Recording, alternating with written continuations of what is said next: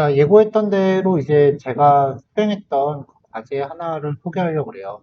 여기 보시는 문서는 여러분들 작성하셨던 그 어사이먼트에 해당하는 건데, 사실 여러분들한테는 되게 깐깐하게 요구했으면서도 저는 좀 보충했었어요.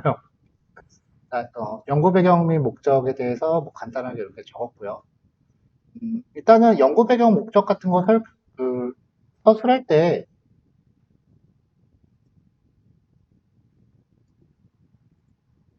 이런 거 서술할 때 이제 처음부터 인용문 같은 거 하나 바꾸기 시작하면 편해요. 어, 코로나 이게 코로나 한참 진행 중일 때 작성된 거예요. 코로나가 발생한 후 소상공인 매출에 어려움을 겪고 점포를 닫거나 휴점을 하고 있다. 요거는 이제 우리 다들 익히 알고 있는 사실이잖아요. 근데 요거를 이제 밑받침하기 위해서 이제 밑에 그 출처를 밝히고서 다른 데서 이제 인용을 하는 한 거죠. 코로나19 환자 수하고 점포 수는 음해상관관계를 가진다. 이게 이제 2021년도에 발표된 논문에 이제 나왔던 결론이에요. 우리가 상식적으로 알고 있는 건 이거잖아요. 그렇죠? 코로나 환자 수가 늘어날수록 분명히 상점들의 자영업 하시는 분들이 어려움을 겪었다는 거는 우리가 일반적으로 알고 있던 내용이었죠. 근데 가끔 보면은 코로나 때 매출을 유지하고 있거나 오히려 매출이 오른 경우도 있었어요. 근데 우리는 이제 코로나 때문에 다들 자영업자 죽어나간다라고만 얘기를 하고 있었다고요. 그래서 이게 코로나19 때문에 상권이 축소된 게 아니라 상권이 이동한 건 아니냐에 대해서 이제 가설을 세워본 거죠. 그래서 이제 코로나19로 인해서 상권의 매출 요인이 바뀐 건 아닐까. 그런 거를 보고 이제 예측할 수 있는 모형을 찾아보려고 했다라는 게 이제 연구 배경의 목적이고요. 보통 이런데 이제 참고 문헌 같은 거 넣어주면은 좀 설득력이 있다. 이거고 이제 여러분들 과제할 때는 이제 논문 같은 거를 혹은 다른데 기술된 이야기들을 찾아보는 게 좀 부담스러울 것 같아서 뉴스 기사 같은 걸로 대체하세요라고 말씀을 드렸었어요. 학생들 이제 이런 거 작성할 때 제일 실수 많이 하는 게 인터넷에서 서칭해서 다른데 블로그 같은 데 있는 걸 이용하는 거. 그거 절대 안 먹힙니다. 토플 준비하면서 어디 블로그나 특히 위키 같은 데서 인용하지 마세요. 위키가 되게 공신력 있는 자료라고 생각하시는 경우가 되게 많은데 위키는 소위 말해서 멍멍이나 소나 다 작성할 수 있는 페이지라서 위키는 공신력이 없어요. 절대 위키에서 인용하시면 안 돼요.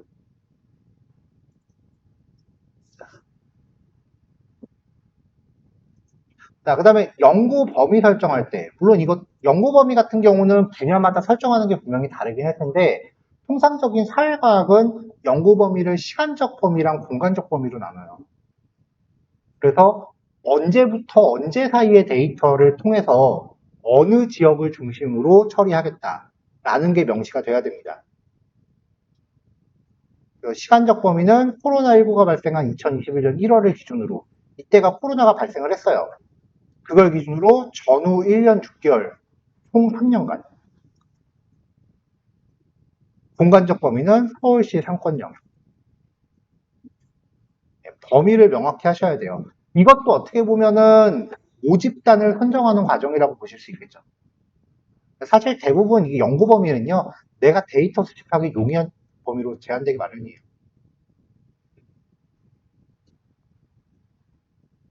자, 데이터 구축. 여기서 쓰고 있는 골목상권 데이터는 서울에서 운영하는 열린 데이터 광장에서 제공하는 데이터고요. 내가 하려고 하는 거에 따라서 골목상권에 못하네요. 매출액하고 상권 특성, 인구, 사회 및 경제적 특성에 대한 데이터를 파이썬을 써서 그래서 가공했다. 분석은 텐서플로우를 써서 다중선형 회귀 분석을 하겠다라고 했는데 결과적으로는 최종적으로는 그, 그 로지스틱 분류 모델을 썼던 걸로 기억을 해요.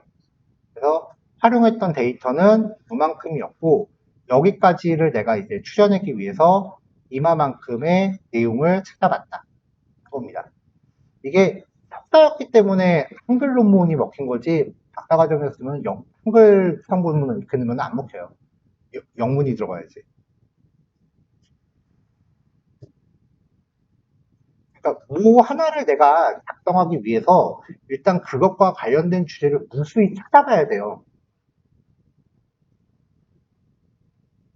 그러니까 톡 까놓고 말해서 우리는 어떤 말에 대해서 주장을 했을 때 그 주장이 사람들한테 먹혀 들어갈 만큼 우리한테 이름값은 없다고요. 우리한테 어떤 공신력은 없잖아요. 그러면은 나랑 비슷한 이야기를 하는 사람들의 주장을 근거로 내세워야 돼요.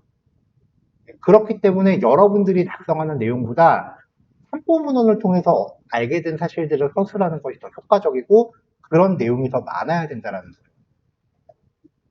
그러니까 잘 쓰려면, 분석을 잘 하려면 먼저 기존의 분석 자료를 먼저 잘 보셔야 돼요.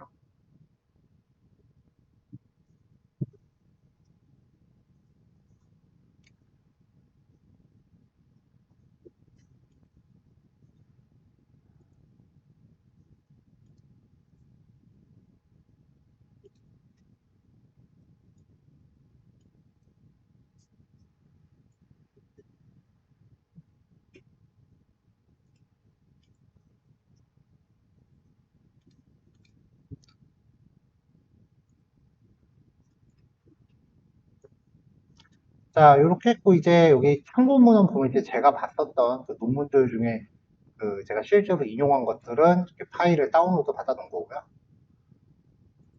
그 다음에 쉐이프. 네, 요게 제가 활용했던 데이터들이에요. 엑셀 파일 하나 갖다가 한 건 아니고요. 그 서울시에서 제공하는 우리마을 가게 상권 분석 서비스라는 게 있어요. 거기에서 생활 인구에 대해서, 직장 인구에 대해서 집객 시설, 상권 영역이 어떻게 돼 있는지, 상권에 대한 추정 매출, 이런 데이터들을 제공을 해서 각각 2018년도부터 21년도까지 데이터를 뽑았습니다.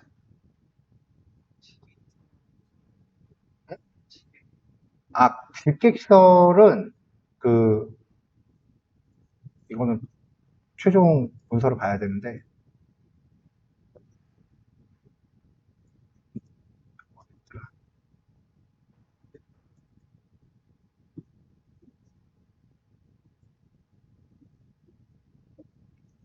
그러니까 뭐 우리 주변에 뭐 세탁소라든지 술집이라든지 뭐 밥집이라든지 뭐 그런 시설들이 있잖아요.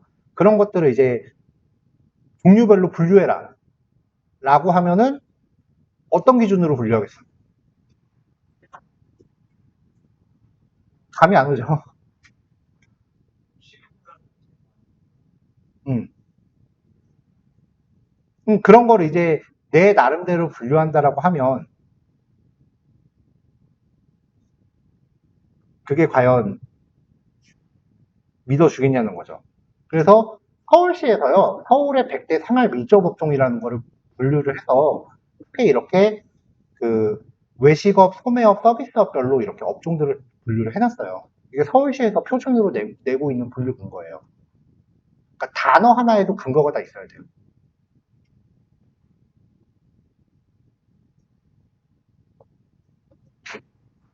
여기서는 이렇게 표로 정리했는데 그 여러분들한테 배포했던 PPT에는 이 내용이 그림으로 들어가 있을 거예요.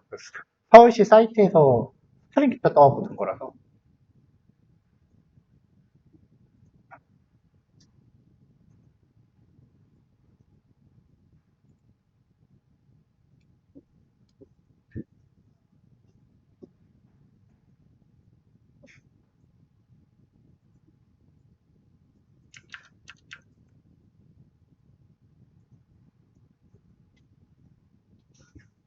그래서 이거는 이제 나중에 다 뜨고 나면 이런 걸로 그 표절 검사 프로그램을 돌려요. 그래서 표절률 몇 프로인지. 그러니까 출처가 없이 작성된 문장은 아무리 내가 창작해서 쓴 문장이라고 하더라도 나보다 그 문장을 먼저 그 논문 같은 걸 통해서 발표한 사람이 있으면 그 사람이 저작권을 갖는다고 보시면 돼요. 그래서 내가 쓴 문장이 21년도에 이 사람이 먼저 자기가 발표한 논문에 이렇게 나랑 문장 의견이 겹친 거야. 그럼 이걸 표절로 친 거지. 이런 걸 나중에 다 돌려요. 이게 몇 프로 이상인지를 따지는데 다행히 5%에서 멈춰서 통과가 됐어요. 그러니까 보고서 같은 거 작성할 때 본인이 쓰기 귀찮으니까 어디서 그냥 문장 같은 거 복사 붙여넣기 해서 넣어놓고서 그냥 글꼴 모양 같은 것만 다듬는 분들 되게 많아요. 큰일 납니다. 그거 다 표절이에요. 그건 법적으로 문제가 생겨요.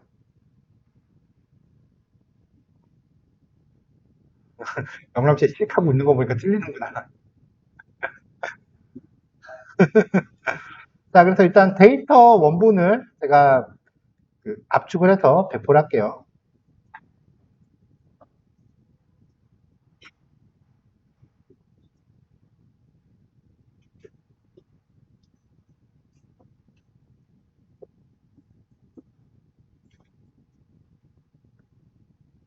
자, 이거 압축했을 때 용량이 111메가라서 그 사이트에 못 올려드려요. 단톡방에 올릴게요.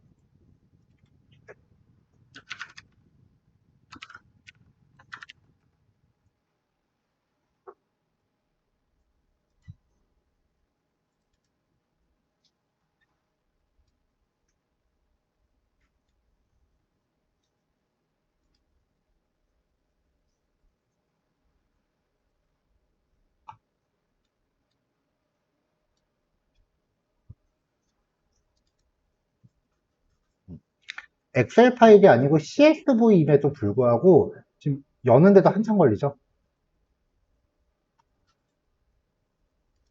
기준 연도, 그 다음에 상권 분기, 상권 구분. 상권 구분 이제 A라고 돼 있는 거는 골목 상권이더라고요. 이게 골목 상권하고 그 다음에 지금 다른 데도 이제 골목 상권하고 그 다음에 그 관광특구 그리고 시장 상권. 상권이 우린 그냥 골목 상권이라고 하면은 애매하게 막연하게 그냥 동네 골목에 있는 그런 거라고만 생각을 했었는데 골목 상권이라는 경제 용어가 있어요. 그러니까 상권의 종류를 구별하는 기준도 다 명확하게 있더라고요.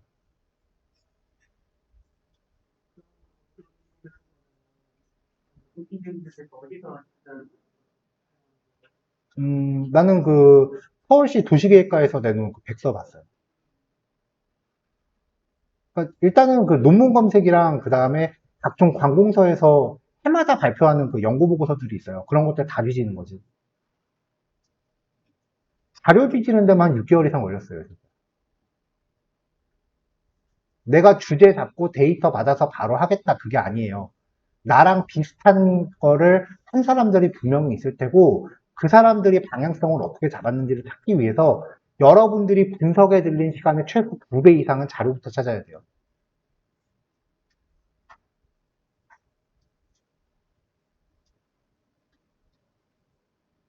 그 우리 발표 자료 저번에 했을 때 참고문헌 제시했던 조가 한 조밖에 없었죠. 유일하게 100점 드렸어요. 그 조만. 그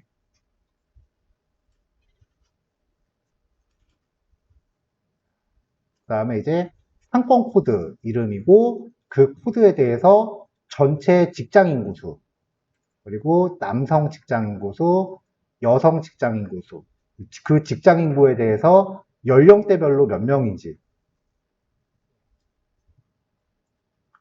뭐 이런 이제 인구의 각 상권별로 거기에 이제 활동하는 인구에 대한 데이터고요.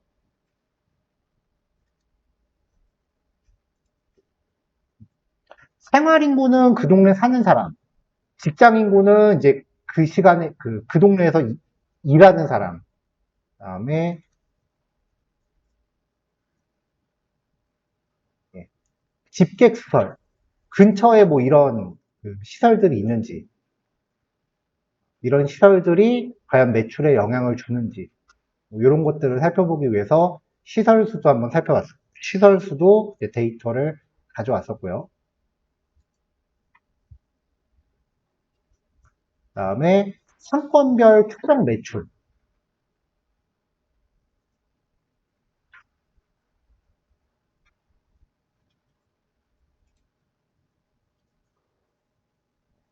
여기 상권 구분을 보면은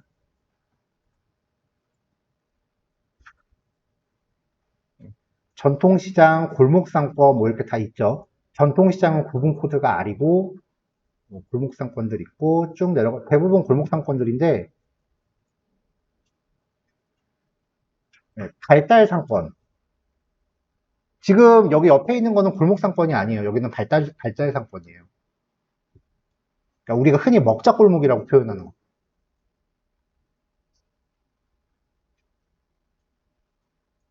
다음에 어디, 여기 관광특구 관련된 애들도 있죠. 2020년 데이터만 해서 13만 2천 건이고요. 이걸 3년치 했으니까 거의 한 30만 건 정도 된다라는 얘기죠. 쭉 해서 이게 주중 매출, 주말 매출, 월, 화, 수, 목, 금, 토, 일 매출, 시간대별로 매출도 있더라고요. 그 성별 매출, 연령대 매출, 뭐 이런 것들이 쭉 있어서 이거는 과연 어떤 값을 써야 되는지 고민을 되게 많이 했었어요.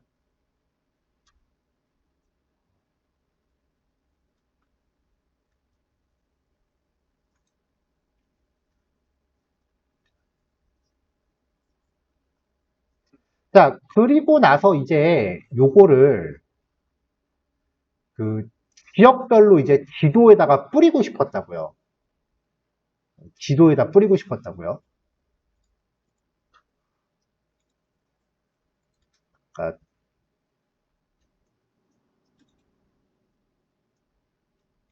이런 거를 해보고 그 데이터를 일단 탐색적 데이터 분석 과정에서 이런 거를 해보고 싶었던 건데,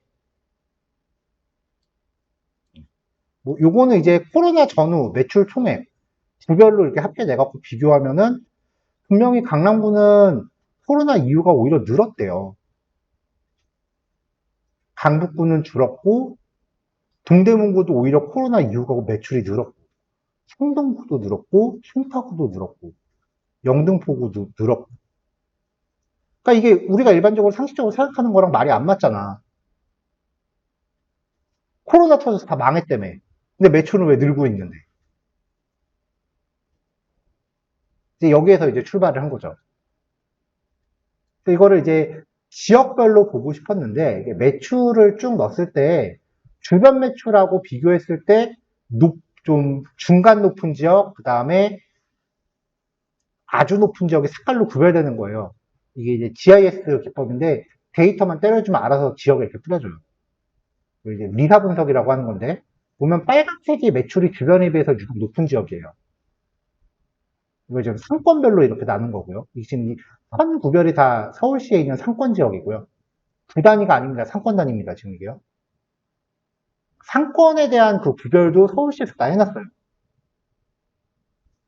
그래서 상권별로 이렇게 했는데 노란색은 매출이 좀 적은 지역, 파란색은 좀 중간인 지역, 빨강색은 되게 높은 지역, 주변에 비해서.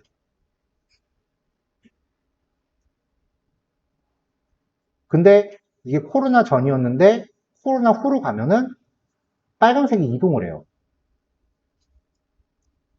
거의 다 중앙에 몰려 있었는데 특히 여기 강서 쪽 보면은 매출이 외곽에서 갑자기 확 늘어나기 시작을 해요. 다들 집에 처박혀 있었으니까 배달만 시켰겠지. 이미 이것만 봐도 왜 그런지 원인은 뻔히 나오잖아요. 그럼에도 불구하고 얼굴에 철판 깔고 쓰는 거야. 대부분 연구는 서론만 읽어도 결론 어떻겠구나 뻔히 보이는 게 되게 많아요. 자, 분명히 이걸 보니까 이제 상권이 이동을 했다라는 거는 확연히 보인다는 거죠. 그래서 이걸 가지고 이제 분석을 했을 때 결론이 뻔히 보인다라고 해서 멈추는 게 아니에요. 왜냐면은 이거를 만약에 통계적으로 접근한다라고 하면은 과연 이 색깔이 이동하는 것을 초래한 가장 영향력이 큰 원인은 뭐냐를 밝혀내는 게 통계의 목적이고요. 통계는 요인을 찾는 거예요. 결론은 다들 알고 있어. 근데 원인이 뭐냐라고 하면 명확하지 않잖아요. 그걸 찾는 게 목적이고, 머신러닝이라 그러면은 이 이후에는 상권 매출이 과연 늘어날 건지 줄어날 건지 내가 예측할 수 있는 모델을 만들 수 있느냐. 그게 머신러닝의 목적이고요. 그러니까 뻔히 아는 결론을 되게 있어 보이게 포장한다라고 보셔도 될 것 같아요.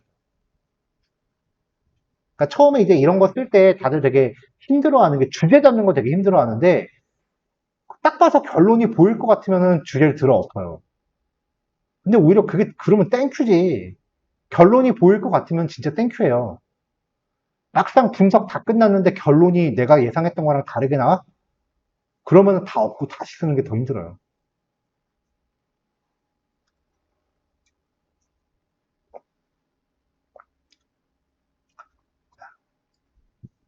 자, 이제 요런 거를 이제 어떻게 요런 거에 대한 데이터. 아까 엑셀 파일은 제가 보여드렸잖아요. 근데 여기 보면은 데이터 원본 중에 제가 이 파일을 안 드렸어요. 쉐이프 파일이라는 게 있어요. 그건 파일이 이렇게 5개가 한 세트거든요. 서울 행정동이라고, 이건 이제 서울시에서 배포하는 거예요, 이것도. 그러니까 그 도시개발 관련된 애들이 각종 용도별로 쉐이프 파일을 다 배포를 하는데,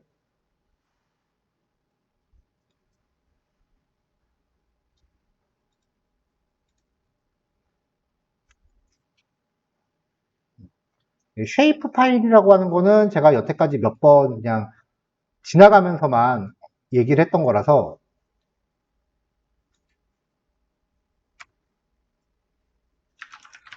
번외편.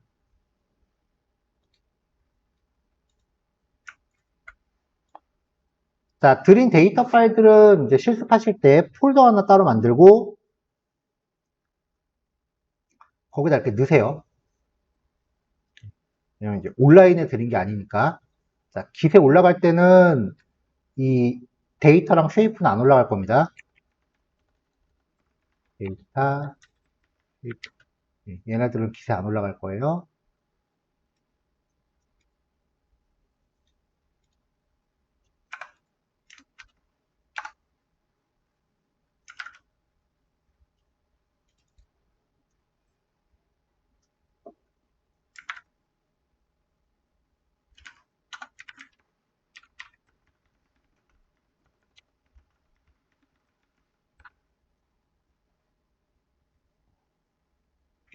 GEO 판다스라고 하는 게 있어요. 우리가 쓰는 판다스의 확장판이라고 보시면 될 것 같아요.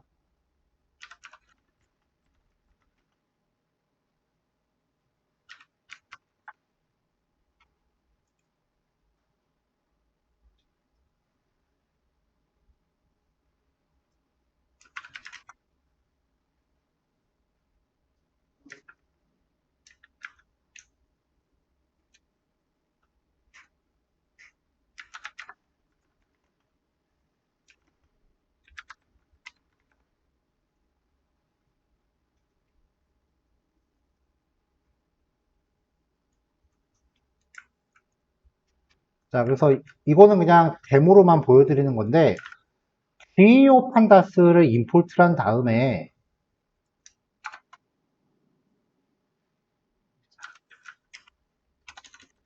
df는 gpd.read 파일 넣고, 쉐이프 폴더 안에 있는 서울 흥정동, 거기서 확장자는 shp예요. 서울 흥정동 .shp.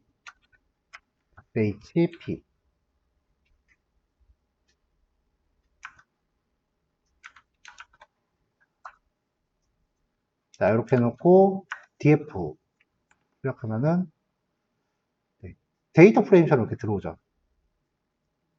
근데 이게 보면은 일반적인 데이터 프레임이 아니고요. 동 이름, 그 다음에 한글로 동 이름 있죠. 폴리곤, 도형이에요. 그 지역을 담고 있는 도형의 위경도예요. 그러니까 위경도가 결국은 좌표잖아요. 그 좌표들을 선으로 이으면 어떤 도형이 나오겠죠.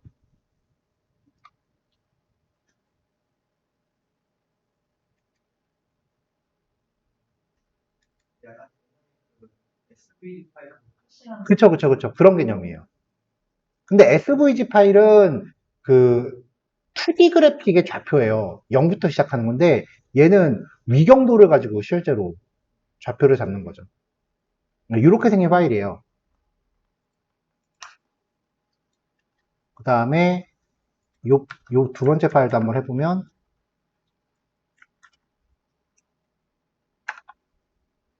네. 이거는 상권별로 이렇게 데이터가 들어있죠, 얘는.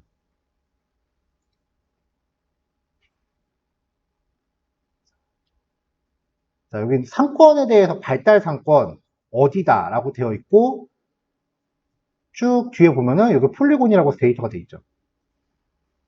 그러니까 이게 지금 서울시에 존재하는 상권에 대한 지도 데이터예요.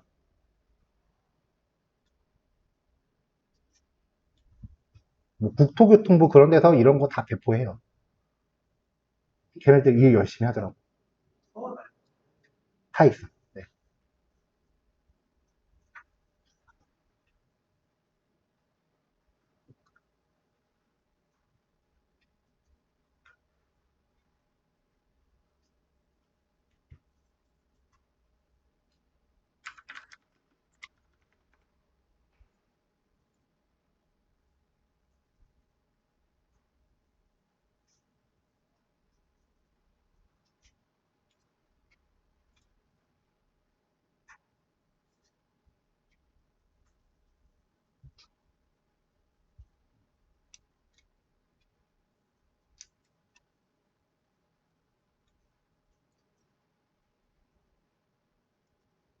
네, 뭐 이런 데 보면은 대한민국 최신 행정구역 파일 다운로드 이렇게 해서 쭉 다 들어있어요.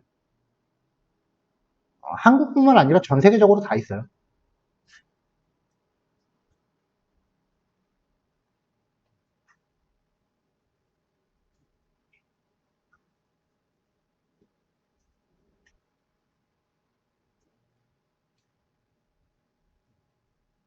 근데 이제 요 데이터 프레임을 가지고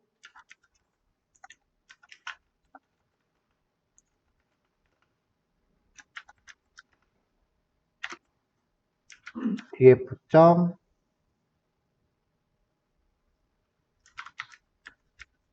컨벡스 훌점 플롯.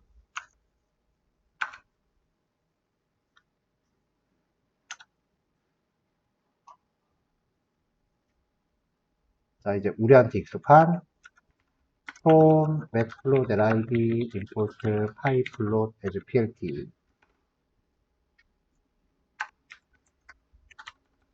AX.set, 아식스, 오프. 축을 다 없애버려라. X축, Y축 나오는 거 없애버려라. PLT.show. 요 데이터 프레임은 특이사항이 이런 기능을 갖고 있어요.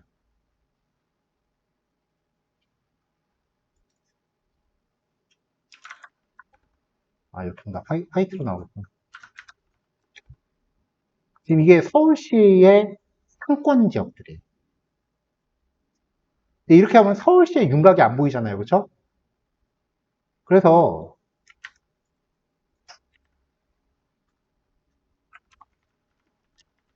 서울행정동 DF 받고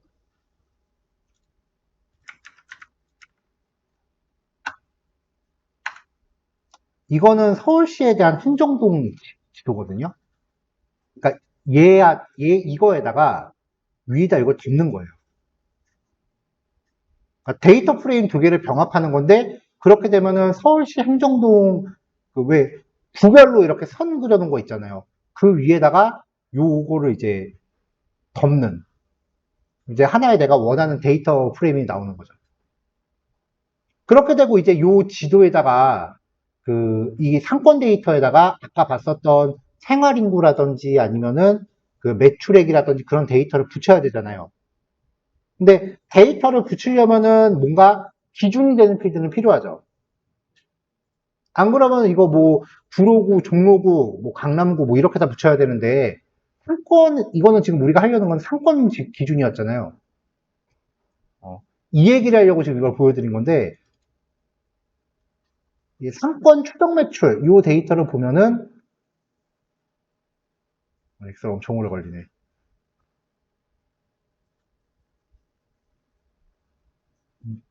이 데이터를 보면 이거는 지금 구별로 되어 있는 게 아니에요.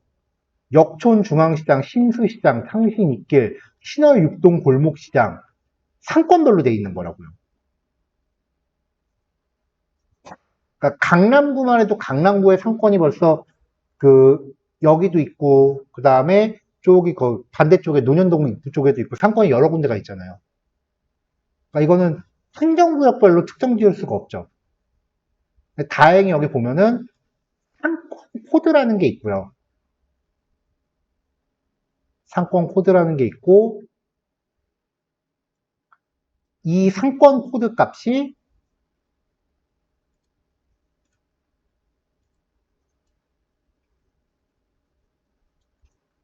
아까 봤었던 이 데이터 프레임에 박혀 있어요.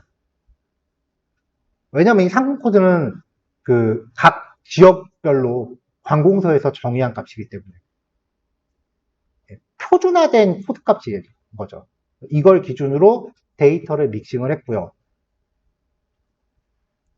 그 다음에 이제 아까 상권 배우지, 뭐 지역별로 뭔가 하고 싶다, 뭐 그런 거를 봤을 때, 뭐 종로구, 구로구, 뭐 이런 식으로 데이터를 묶을 때도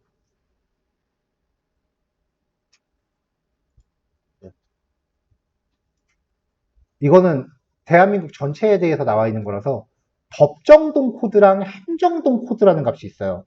보통 법정동 코드를 많이 쓰는데 이게 각각의 지역을 나타내는 값이에요. 우편번호하고는 달라요. 그러니까 이 값을 기준으로 데이터들을 믹싱을 시켜야 돼요. 지역에 따라 어떤 분석을 하려면. 그래서 요 법정동 코드라고 하는 요 데이터는 이제 머지 함수를 돌릴 때 기준으로 삼기 위해서 따로 이제 다운을 받은 거고, 나중에 여기서 서울시에 대한 것만 따로 이제 전처리를 추리게 되겠죠. 이 과정들을 살펴보면 사실 이게 데이터가 어떻게 생겨먹었는지 대체로 이제 탐색적 데이터 분석의 일환이잖아요. 근데 이 과정은 죄다 엑셀을 했어야 돼. 눈으로 봐야 되는 거니까. 실제로 상당히 많은 CDA의 과정들이 엑셀로 이루어집니다. 끝까지 파이썬을 고집 안 하셔도 돼요. 엑셀로 조금 이제 만들어놓고 그거 저장해서 파이썬에서 불러들인 다음에 조금 더 반복문 같은 거 때려서 이제 전처리하고 그걸 또 다른 엑셀 파일로 저장하고 그거 다시 다른 새롭게 저장한 파일 다시 엑셀로 열어서 또 조금 손본 다음에 또 다른 이름으로 저장하고 이 과정 계속 반복을 해요. 한 번에 파이썬으로 다 끝나질 않고.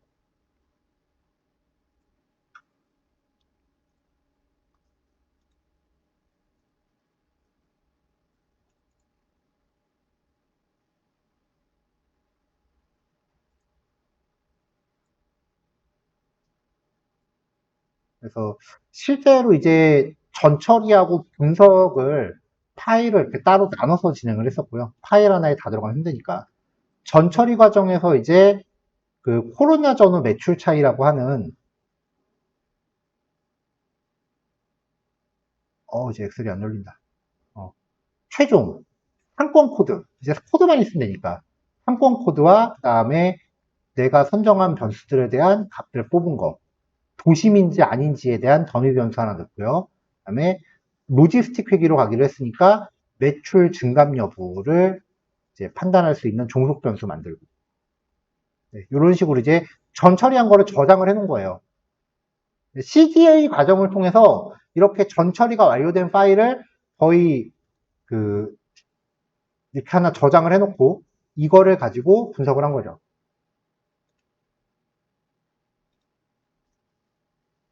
그 다음에 기초 통계량은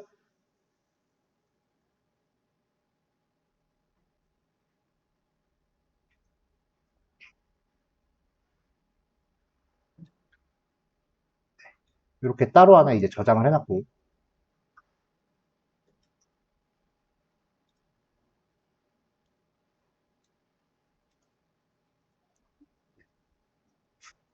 지금 보니까 생각보다 그래도 잘 나왔네. 그래도 학습 모델이 꽤 잘 맞췄었어요. 요거 두 개가 맞춘 거죠.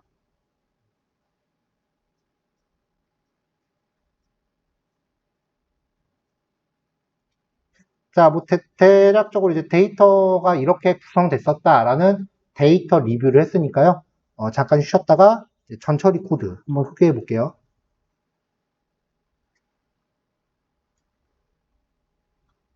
자, 그럼 이제 과정을 진행해 볼게요. 주피터 파일을 새로 하나 만들었고요. 데이터 전처리 과정이에요. 일단은 PPT부터 가져오죠.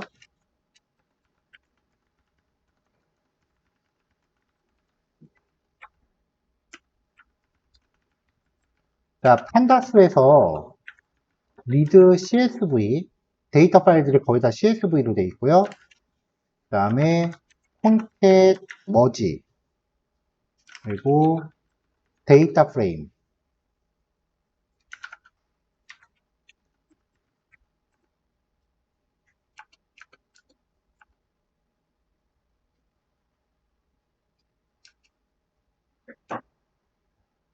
얘네들이 필요합니다. 자, 그 다음에 numpy 가져올 거고요.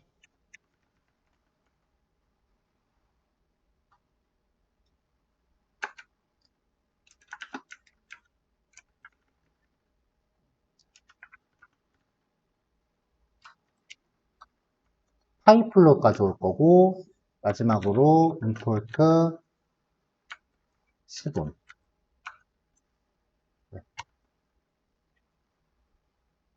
자, 이렇게 가져왔어요. 자, 그 다음에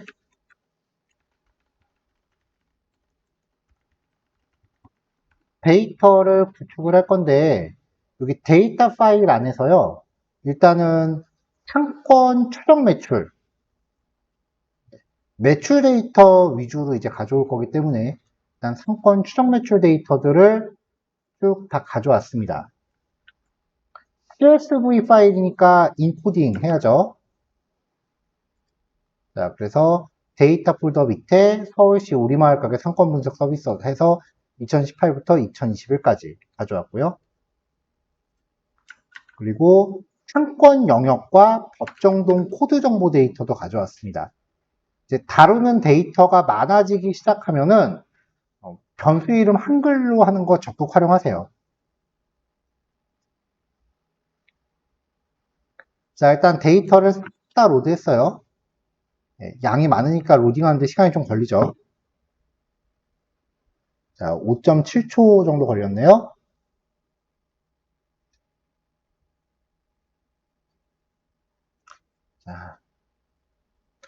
자, 일단은 상권 영역하고요. 그 다음에 DF 건축물이라고 되어 있는데 이게 법정동 코드 정보예요.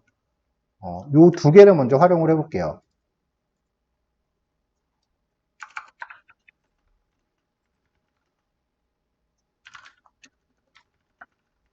데이터 파일 열었고, 그 다음에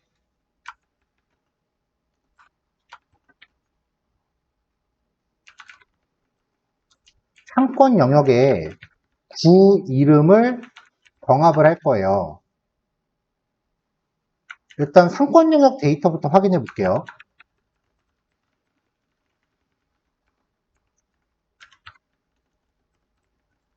자, 헤드에서 보면은 각각의 상권들이 이렇게 나오긴 하는데 이게 지금 무슨 구인지는 몰라요. 그쵸? X 좌표값, Y 좌표값. 좌표가 이렇게 나오죠? 이게 우리가 흔히 위도하고 경도라고 부르는 거 있죠. 그 위도하고 지도상에 좌표를 표시하는 좌표계 종류가 되게 여러 가지가 있어요. 보통 이제 우리가 흔히 부르는 위도 경도는 그 WGS84라고 해서 이제 국제 표준 방식이고요. 근데 우리나라 지도는 사실 그 국제 표준을 안 써요.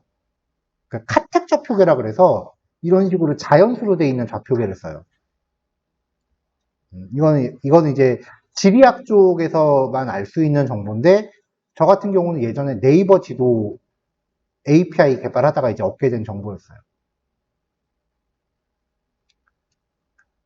자, 상권 영역 데이터고요. 그 다음에 건축물 데이터 볼게요.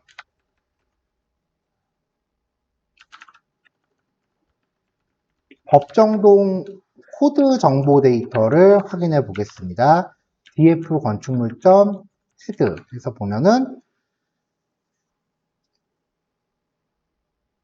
자, 여기 법정동 코드라고 하는 값이 있고요. 행정동 코드라고 하는 값이 있죠. 그리고 시군구 코드라고 하는 값이 있고요. 그러니까 지금 여기 시군구 코드와 여기 그 위쪽에 있는 데이터 프레임을 보면은 여기도 행정동 코드, 시군구 코드가 이렇게 같이 있잖아요. 요 데이터들끼리 매핑을 해서 데이터를 연결하면 된다고요.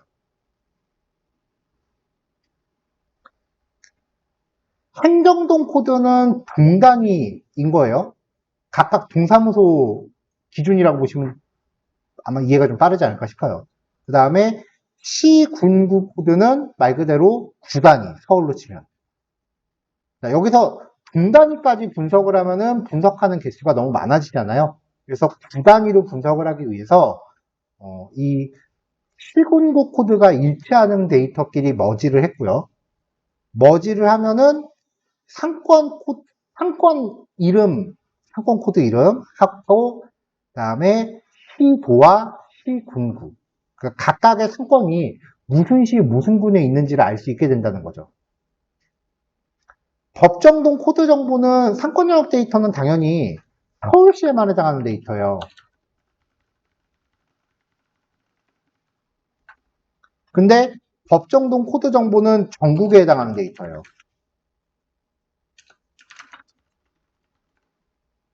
그럼 이 두 개를 머지하면은 그 머지할 때 우리가 하우 파라미터를 아우터로 주지 않는 이상은 양쪽에 겹치는 것만 머지를 하죠.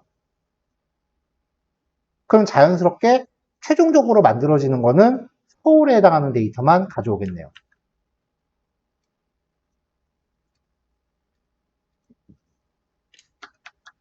그래서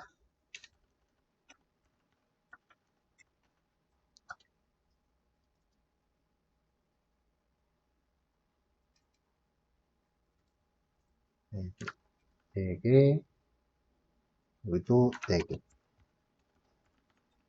법정동 코드 정보를 상권 영역에 결합을 하겠습니다. df 상권 영역 2는 머지 df 상권 영역과 건축물, 그 다음에 건축물에서 이거를 다 가져올 필요는 없잖아요. 지금 적용 시작일, 적용 만료일 이런 걸 다 갖고 올 필요는 없고, 지금 내가 하고 싶은 거는 이 상권이 무슨 시, 무슨 구에 있는지만 알면 되거든요. 그래서 시군구명하고 시군구 코드 요것만 가져왔어요. 그래서 건축물에서 필터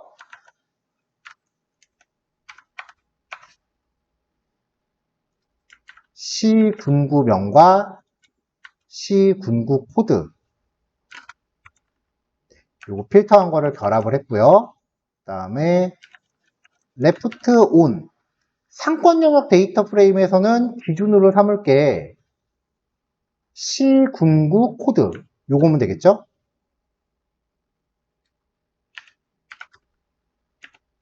그 다음에 이 건축물에서 시공구명과 시공구 코드 두 개를 이제 가져온 거는 얘를 결합시키면 되겠죠. 라이트 온은 시군구 코드. 자, 이렇게 해서 이제 기준으로 삼을 거는 양쪽에서 어느 특정 데이터로 이제 몰아지는 게 아니라 양쪽에 이제 시군구 코드가 일치하는 데이터만 처리하면 되겠죠. 그래서 샤오 파라미터를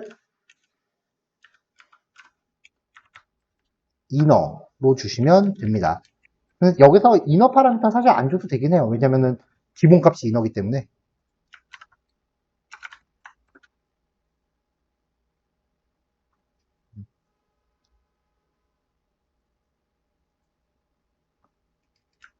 라이트 못하구나.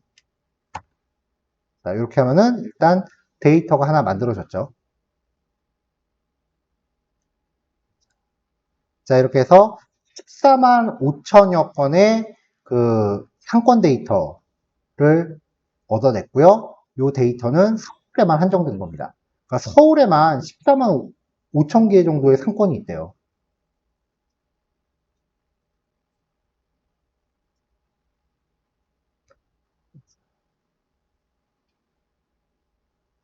자, 그럼 이제 시 군구명으로 한번 볼게요. 얼마나 많은 구가 있는지 보자고요.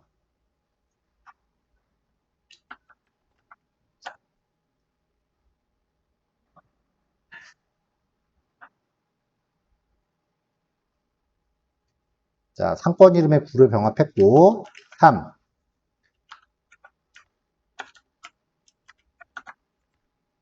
구에 대한 정보 확인을 할 거예요.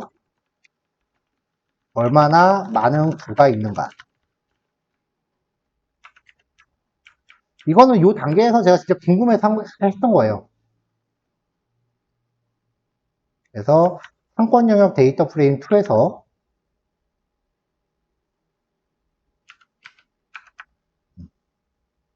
여기서 이제 시 군구명을 뽑은 다음에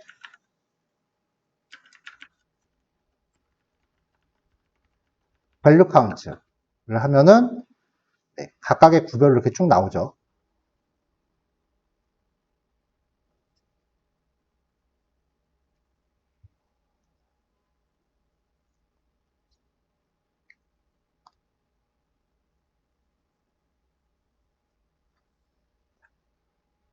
자, 그러면 구 이름은 연속형 변수는 아니죠. 명목형이잖아요. 근데 이걸 갖다가 더미 변수로 만든다라고 하면은 어마어마하게 많이 나올 거 아니에요. 서울에 28개인가 하는 구가 있을 거예요, 아마. 그럼 이걸 더미 변수로 하면은 되게 많이 나올 거 아니에요. 필드가 되게 많이 나오겠죠. 이제 감당이 안 되니까 이걸 가지고 이제 도심과 도심이 아닌 곳으로 나누기로 했습니다.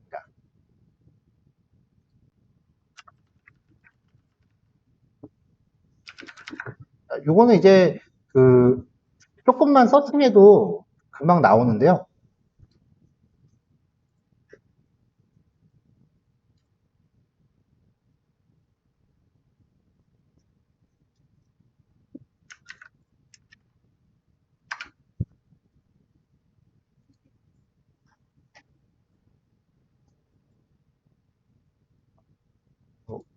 뭐였었다 한번 봐야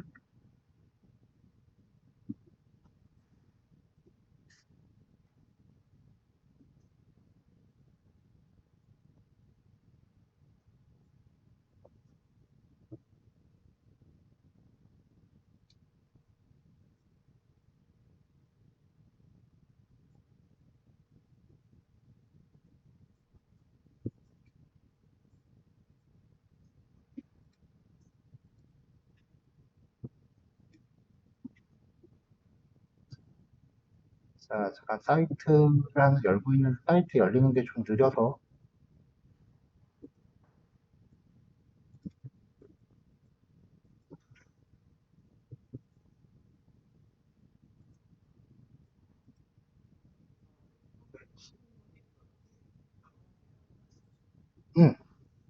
종로구, 강남구, 영등포구 이런 거. 지금 여기서 요거 시군구명. 이건 명목형이잖아요. 그러니까 명목형이니까 이거를 통째로 더미 변수로 하면은 뭐 시군구 1, 시군구 2, 시군구 3 이런 식으로 해서 각자 종류가 나올 건데 서울에 존재하는 구의 개수만큼 나올 거 아니에요. 그만큼. 이건 그냥 개수를 센 거고 이게 개수가 몇 개나 있는지 보려고.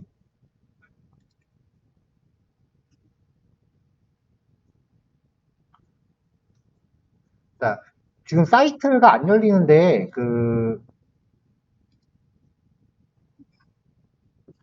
서울 도시계획 포털이라고 하는 곳이 사이트가 따로 있어요.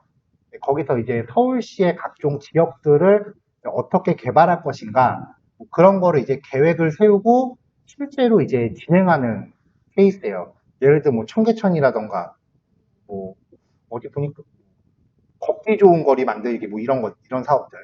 따릉이 같은 것도 여기서 하고 있고요.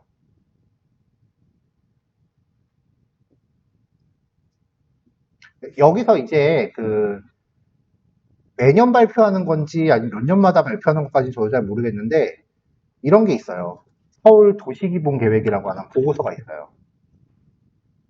쉽게 말하면은 그 통계해갖고 이제 통계 같은 거 열심히 내서 그 앞으로 서울시를 어떤 방향으로 개발해 나갈 거다라는 거에 대해서 그 방향성을 제시하는 그 방향성을 제시하기 위해서 각종 통계 지표들이 쫙 나와 있는 자료예요.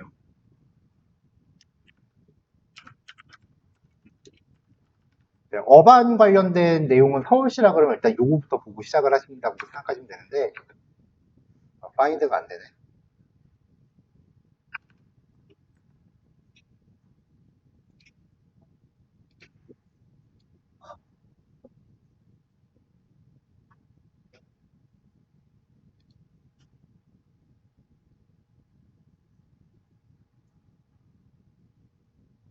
이게 좀 시간적 범위, 공간적 범위 뭐 이런 식으로 지금 그 범위 하고 있죠.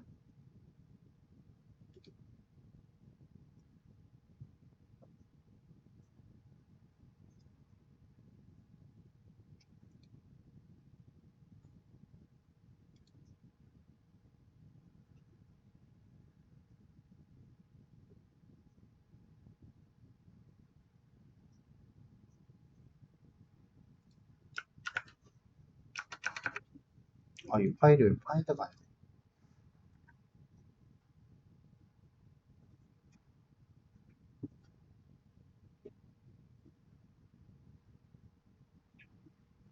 뭐 서울시가 어떻게 변했고 인구가 어떻게 변했 이런 기본적인 스틱값들은 다 있어요. 그러니까 그 서울시에 한정했을 때 뭐 서울시가 어떤 모습이다라는 걸 얘기하고 싶으면은 대충 여기서 인용하면 돼요.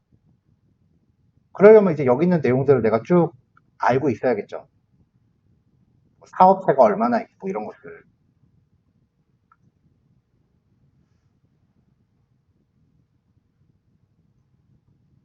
지금 찾고 있는 거는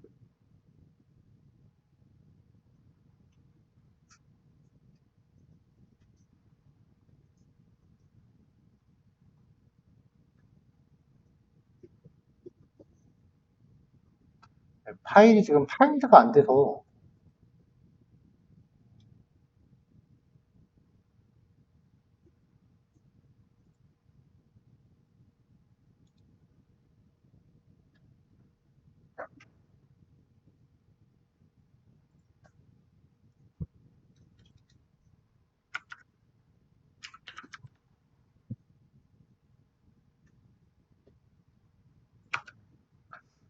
그치?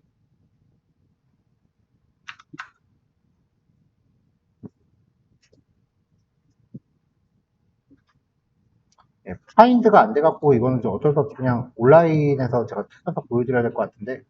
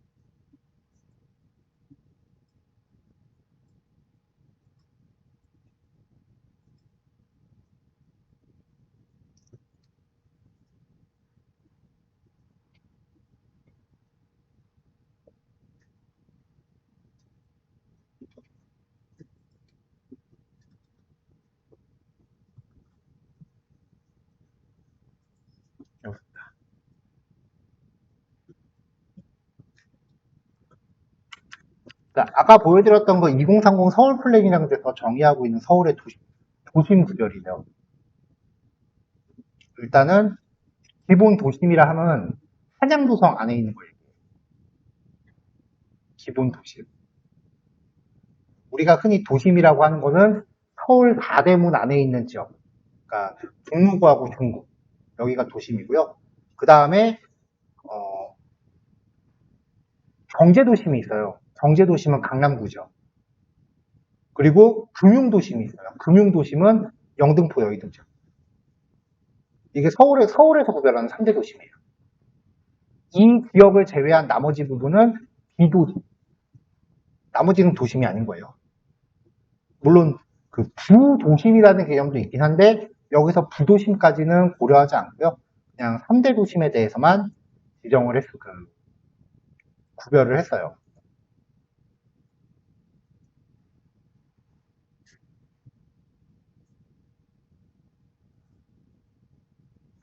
자, 그래서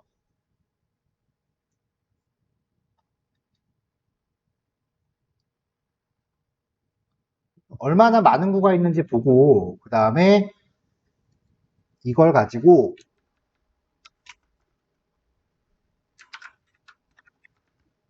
범위 변수 처리가 파생 변수 생성.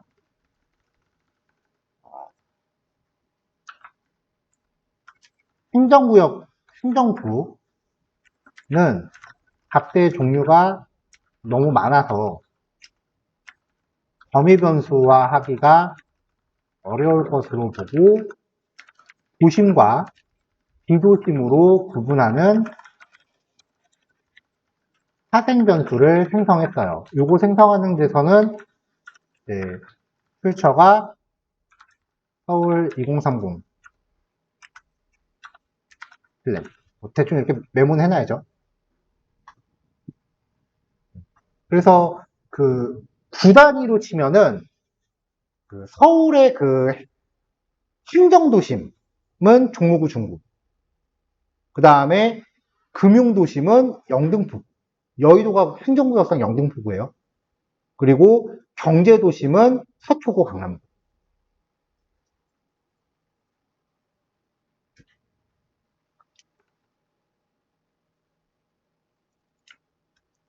자, 그래서 이제 DF 상권 영역 2에 도심이라고 하는 필드를 추가를 하고요. 그래서 numpy.where DF 상권 영역 2에 시, 군구 명이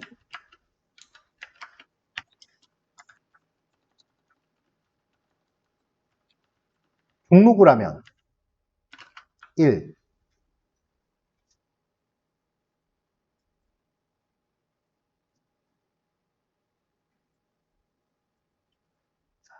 이게 numpy.where로 해서 특정 조건을 충족하는 거. 예, 그때 이제 1로 주고 나머지를 0으로 주면 되는 거니까 조건을 잘 세우면 사실 한 방에도 될 수 있을 것 같은데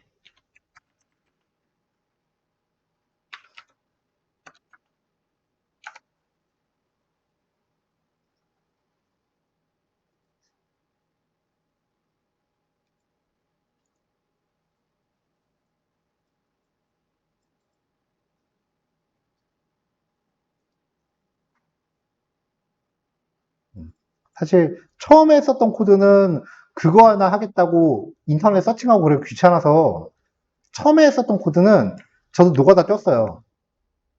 이렇게 np.where 종로구일 때 1, 그렇지 않고 중구면 1, 그렇지 않고 영등포구면 1, 그렇지 않고 서초구면 1, 그렇지 않고 강남구면 1, 나머지는 0. 처음에 저도 이렇게 노가다 꼈어요. 서칭하기 귀찮으니까. 지금 이 코드를 여러분들한테 보여주려다가 살짝 현타가 와서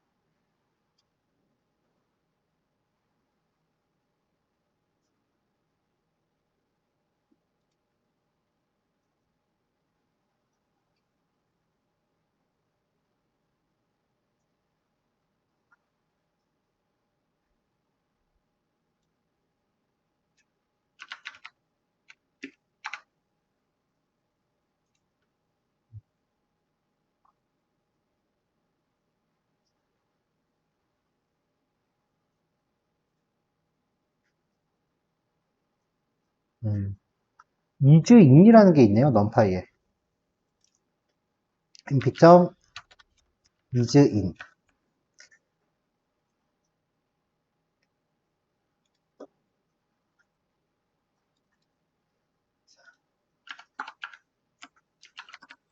자, 서울의 도심에 해당하는 구는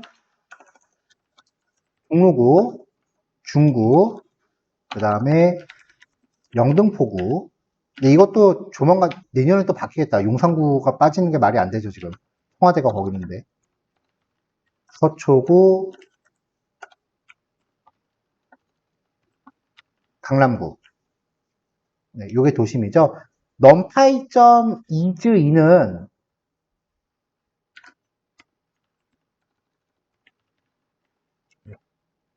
요 데이터가 이 리스트에 포함되어 있으면 true. 그렇지 않으면 false가 된대요. 자, 이렇게 해서 head 출력했을 때 이제 도심인지 아닌지 여부 이렇게 확인해 보면 되겠죠.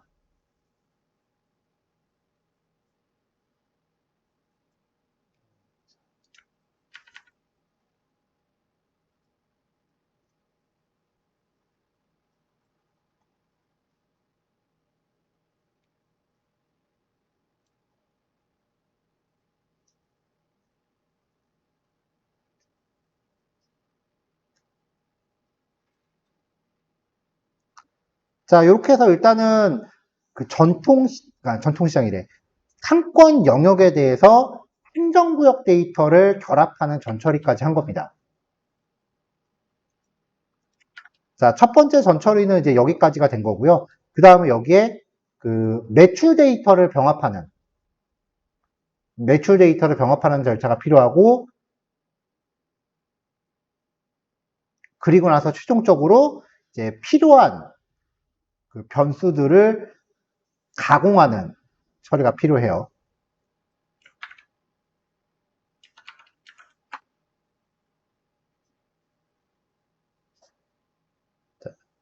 자, 이렇게 됐을 때 이거를 이제 그 계속 이어서 하면 버겁잖아요.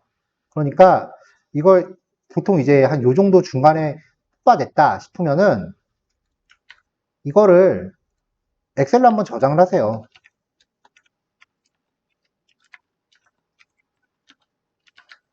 이런 식으로.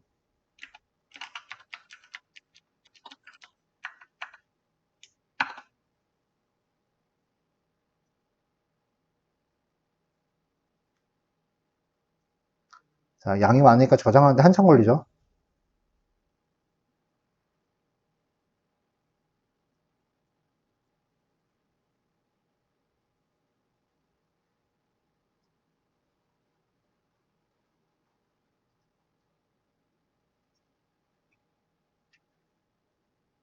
자, 저는 꿋꿋하게 엑셀로 하는 거를 좀 고집하고 있긴 한데, 그, 이렇게 데이터 저장하고 로딩하는 게 시간이 좀 더 오래 걸린다 싶으면 엑셀 파일보다는 CSV 파일이 속도는 더 좋아요.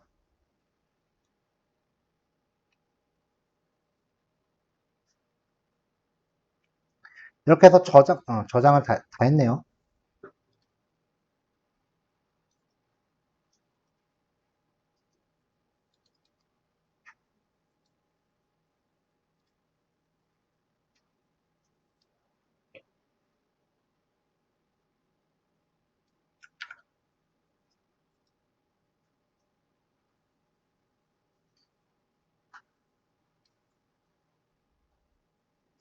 자, 이렇게 저장되어 있는 엑셀 파일을 이렇게 열어보면 이렇게 쭉 저장이 돼 있죠.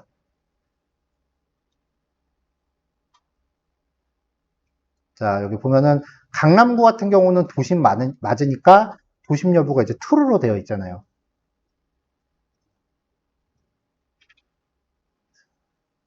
자, 이렇게 해서 이제 데이터를 저장해 놓고 나면은 한숨 돌릴 수 있잖아요. 여기까지 과정이 이제 저장이 됐으니까. 꺼도 되잖아.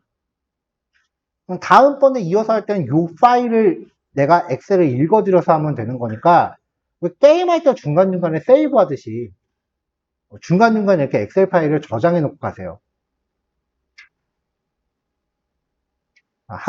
우리 예지하듯이 파일 하나에서 처음에 파일 열고 데이터 분석까지 한꺼번에 다 가려고 그러면은 중간에 뻥 나거나 뭐 틀려서 중간부터 다시 해야 된다라고 하면은 잘 안 나와요, 진짜.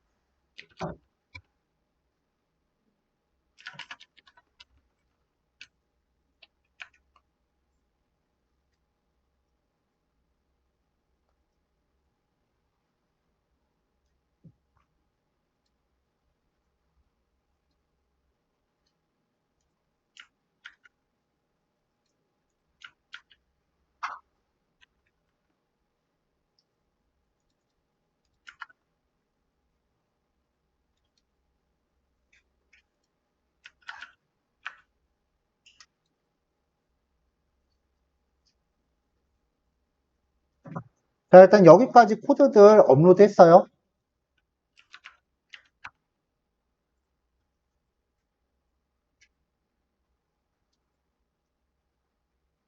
이게 번외편이라는 폴더에 따로 넣어놓고 있고, 데이터 파일은 안 올라갔으니까 데이터 파일은 여러분들이 여기 폴더 배치해서 진행하시면 되고요. 조금 있다가 이제 데이터 전처리 요 밑에다가 그 엑셀 저장하기 이전에 요 상권 영역 2라는 데이터 프레임을 가지고 또 다음 전처리 단계 이어서 가볼게요. 자, 일단 요거까지 한번 점검해 보세요.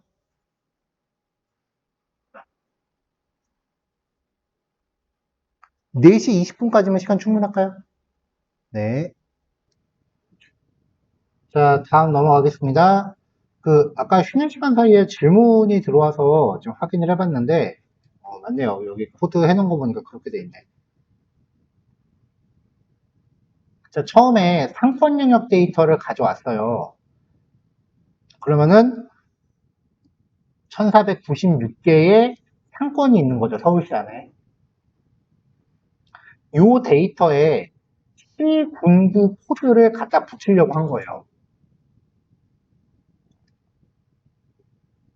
자, 시군구 코드를 이제 갖다 붙이려고 한 건데,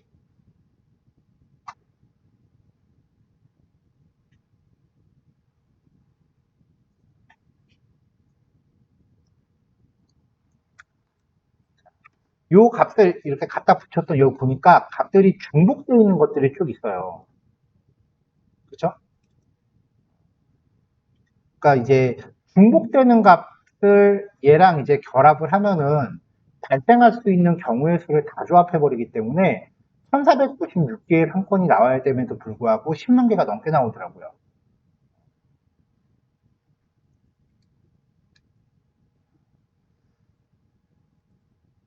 자, 그래서 법정동 코드 정보를 이제 확인을 했더니,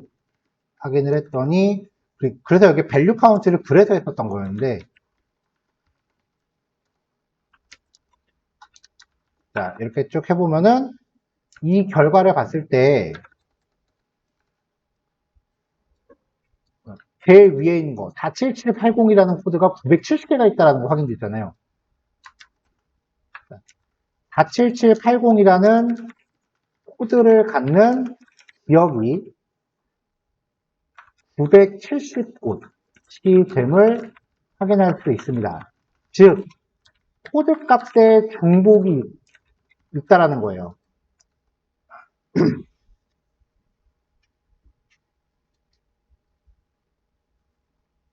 자, 그래서 법정동 코드 C군구명과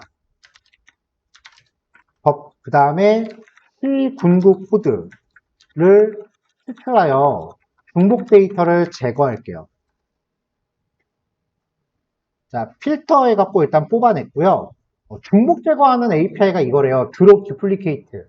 이거 호출하면은 행 단위로 중복되는 데이터를 제거한대요. 제거하고 나니까 원인을 봤더니 시군구 이름에 명시되지 않은 코드 값들이 꽤 있더라고요. 그러니까 왜냐면은 읍, 면, 동단위는 시군구에 속하지 않으니까 시군구 이름이 없고 그 읍면동 단위만 있더라고요. 그래서 결칙치로 나오는 데이터, 시군구 이름이 없는 데이터를 제거하니까 476개의 시군구 이름으로 좁혀졌고요. 이렇게 만들어진 거를 가지고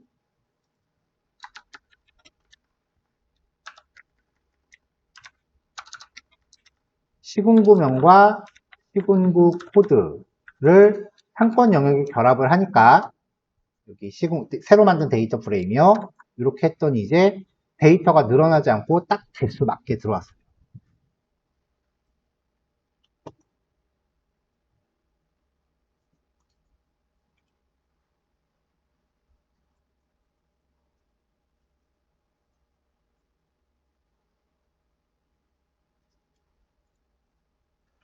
자, 그래서 이걸 가지고 구에 대한 정보 확인해 보고, 그 다음에 파생 변수 만들고, 이거를 엑셀에 저장해라 까지 온 거죠.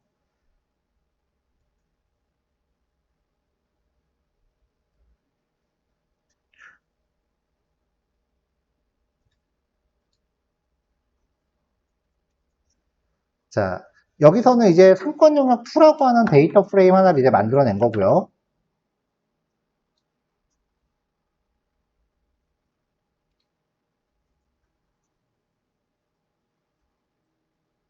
자, 처음에 데이터 구축하고, 데이터 파일 열고, 그 다음에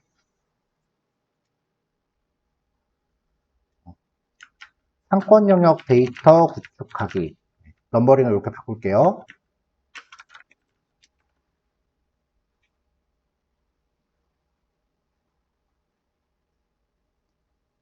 상권 데이터 확인, 법정동 국토 확인, 데이터 제거.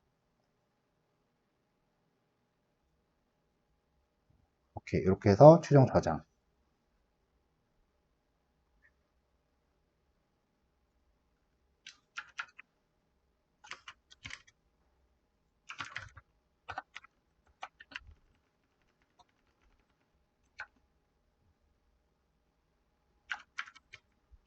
파일 이름은 사건 영역.slsx라고 넣죠.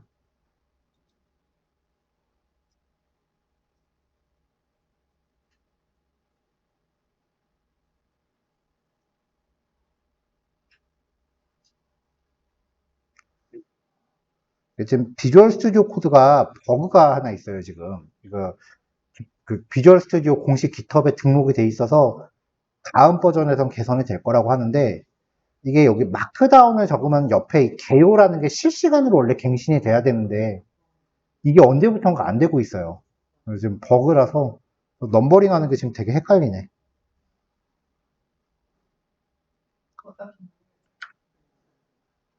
파일, 그 주피터를 닫았다 열면 갱신되긴 하는데, 그럼 재실행을 다 다시 해야 되니까.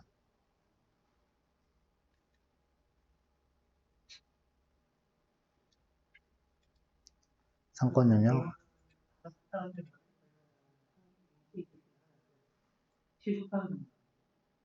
음,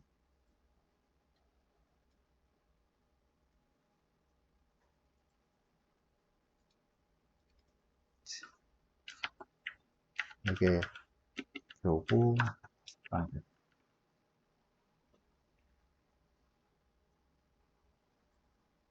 개, 네 개.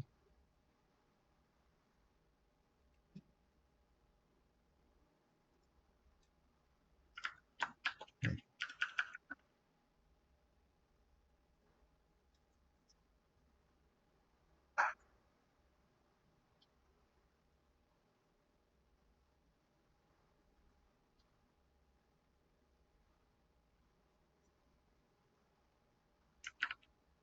음.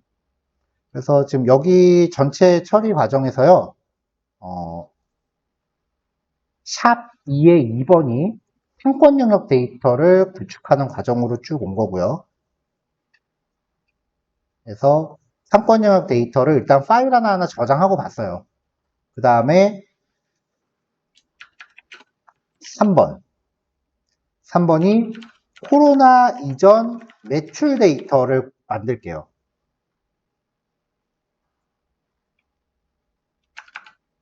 자, 코로나 이전은 그 2018년도, 2019년도를 보면 돼요. 자, 그냥 가볍게 한번 볼까요? DF2018.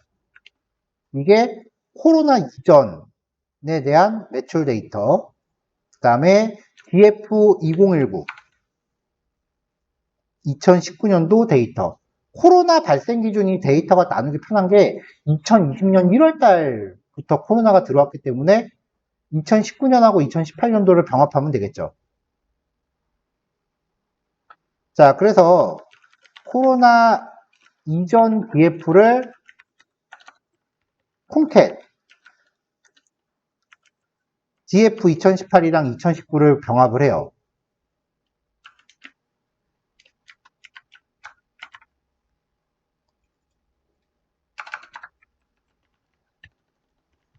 단순 데이터 결합. 자, 얘는 꽤 많죠. 자, 이렇게 해서 이제 결합을 했는데, 이게 지금 발달 상권, 그 다음에 골목 상권, 그리고 관광특구 상권. 모든 종류가 다 있기 때문에 저는 주제를 골목 상권을 중심으로 걸었어요. 그래서 골목 상권 데이터만 뽑아낼 겁니다.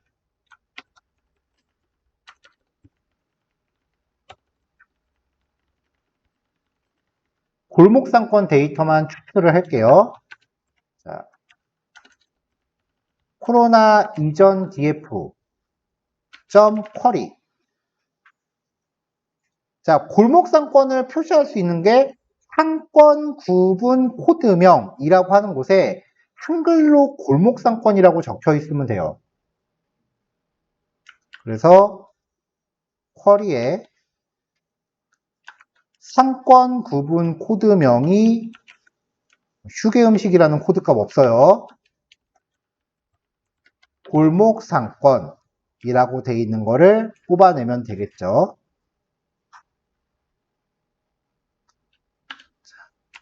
자, 이렇게 해서 코로나 이전 데이터 프레임 2를 만들게요.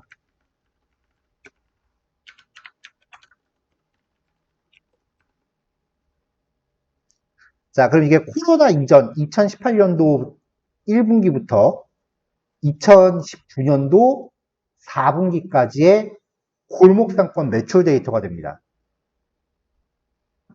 근데 여기에서 또 이제 데이터를 추려야 되는 게, 제가 이거를 작성했을 때가 한 4월달, 5월달쯤이었어요.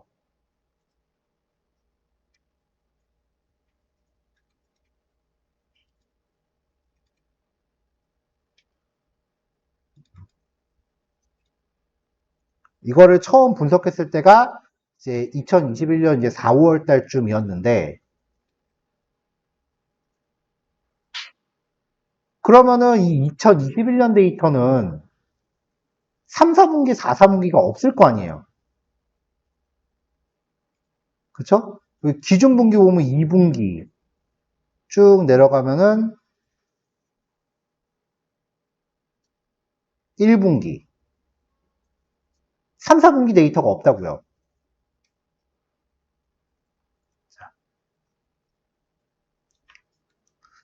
자, 그러니까 이제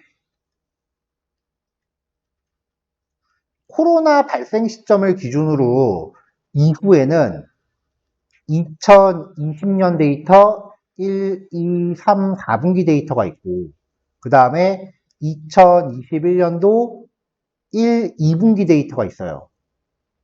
이전으로는 2019년도 1, 2, 3, 4분기 데이터가 있고, 2018년도 1, 2, 3, 4분기 데이터가 있어요.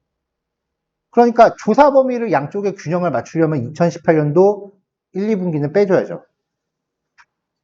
그래야 양쪽 부분이 맞을 거 아니에요. 안 그러면은 정규분포 위배되잖아.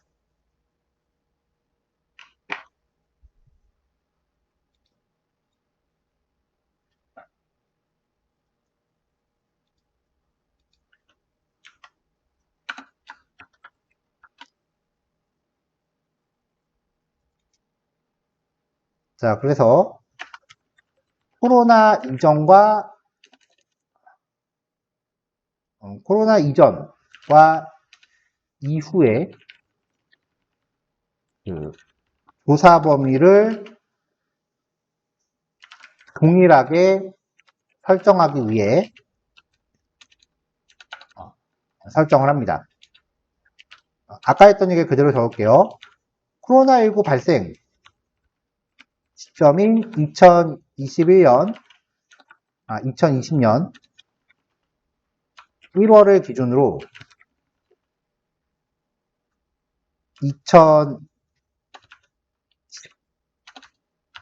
2018년 1, 2, 3, 4분기 그 다음에 2019년 1, 2, 3, 4분기 데이터와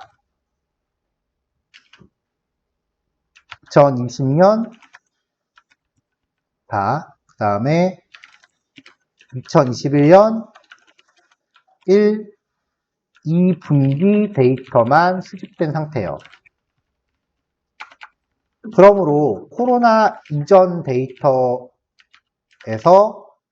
2018년 1, 2분기를 분석 범위에서 제외해야 코로나 전후에 대한 데이터 분포가 균형을 이루게 됩니다.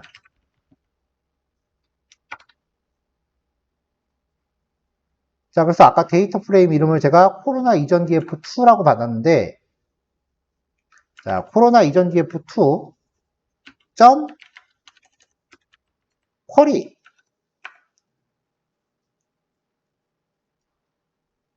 자, 기준형 코드가 2018년도이고 기준 분기 코드가 1이거나 2인 데이터면 되죠. 자, 요걸 쿼리라면은 여기에 맞는 데이터들만 딱 들어오잖아요. 그쵸? 이 데이터들의 인덱스를 취해요. 인덱스를 취하려면 먼저 해야 되는 게 뭐냐면은 지금 여기서 데이터 프레임 두 개를 콩캣으로 묶었잖아요. 그쵸? 자, 2018년도에 뭐 데이터가 1번, 2번, 3번, 4번이 있고 2019년도의 데이터가 인덱스가 0, 1, 2, 3이 있다. 이 두 개를 콩캣으로 묶는다. 그럼 인덱스는 0, 1, 2, 3 이렇게 돼요. 콩캣 함수 쓰고 나면은 조심해야 되는 게 인덱스가 중복되는 게 생겨요. 그래서 인덱스를 기준으로 이래라 저래라 명령 내리면 엉뚱한 애도 같이 날아갈 수 있어요. 그래서 콩캣을 쓴 다음에는 인덱스를 항상 리셋을 해줘야 돼요. 코로나 이전 df 점 리셋 인덱스.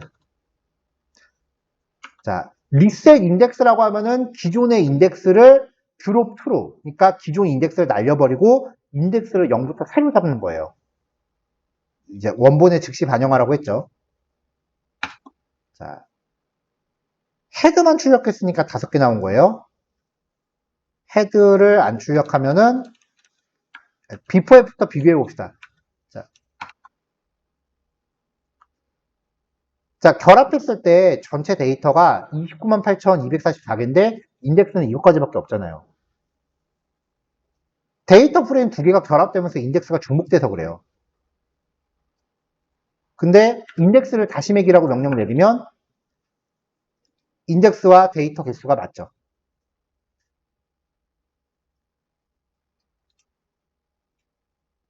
자, 이걸 가지고 이제 골목상권 데이터만 추출했고요.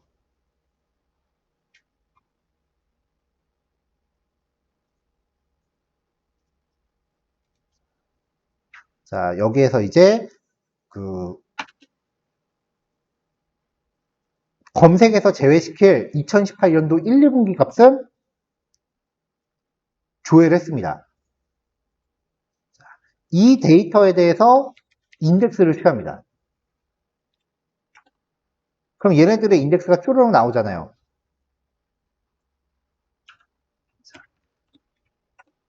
제외할 인덱스. 변수 이름 한글로 쓰는 거 겁먹지 마세요. 나중에 가면 이거 진짜 양이 커지면 헷갈리니까 한글로 안 하면 되게 헷갈려요. 이미 경험해 보셨을 거예요. DF 1, 2, 3, 4, 5 하면서 되게 많이 헷갈렸을 거예요.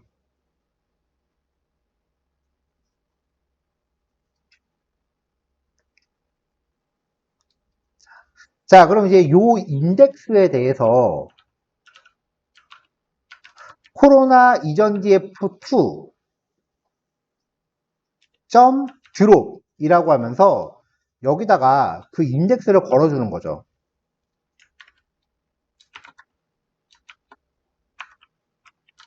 코로나 이전 DF3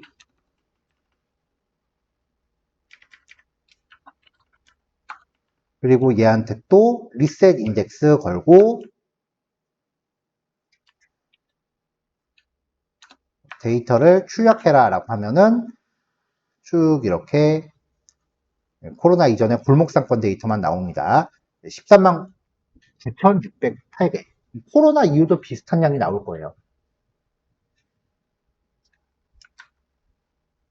자, 데이터 추렸으니까 이제 얘도 to 엑셀 코로나 이전 x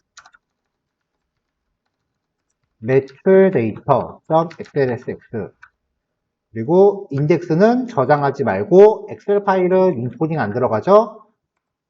자, 이렇게 해서 데이터를 하나 만들게요. 시간 오래 걸리네요.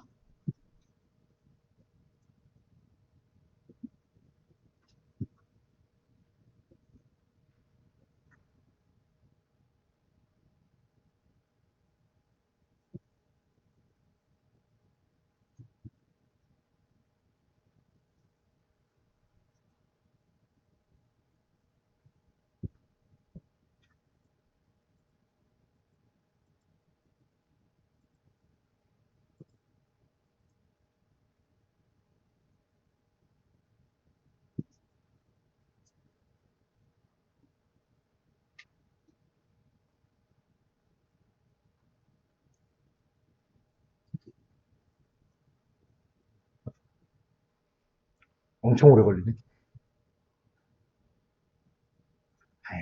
이게 1분 됐는데 뭐 몇 시간 단위도 아니고.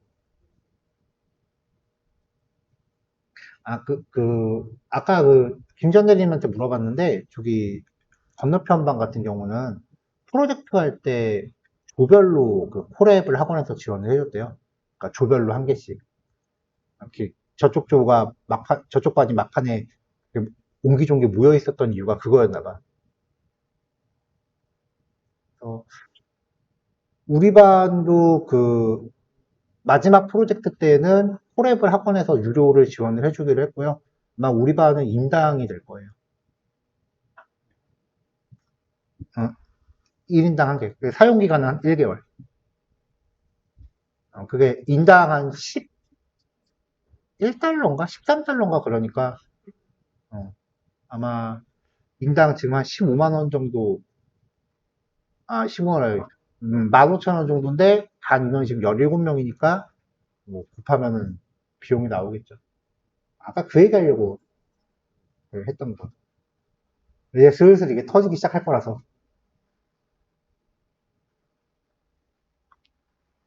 근데 지금 이거 느린 거는, 이거 처리가 느린 거는 이거는 GPU 때문은 아니고요. 학원 컴퓨터 하드디스크가 느려서 그래요. 이건 지금 파일 라이팅 하고 있는 거니까.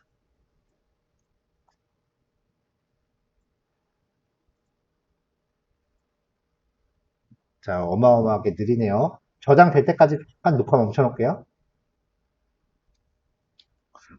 자, 일단은 코로나 이전 매출 데이터는 이제 한 5분, 한 10분 남짓해서 이제 만들어졌고요. 같은 코드를 복사해서 데이터 결합하고, 그 다음에 인덱스 다시 설정하고, 골목 상품만 추려서 엑셀로 저장. 2021년 데이터가 어차피 1, 2분기밖에 없기 때문에 아까 것처럼 범위를 맞추겠다고 따로 숙제하는 처리는 안 들어가도 된다 그랬어요. 이렇게 해서 지금 코드 돌리고 있고 53초째 돌고 있는데 언제 될지는 모르겠으니까 오늘은 여기까지 할 겁니다. 오늘 전처리도 안 끝날 수 있다 그랬죠? 아직 멀었어요, 전처리. 자, 일단은 요 마지막 블록 출력 결과가 안 나온 상태에서 코드가 올라갈 텐데 뭐 어차피 뻔히 예상되는 거니까 여기까지만 합시다.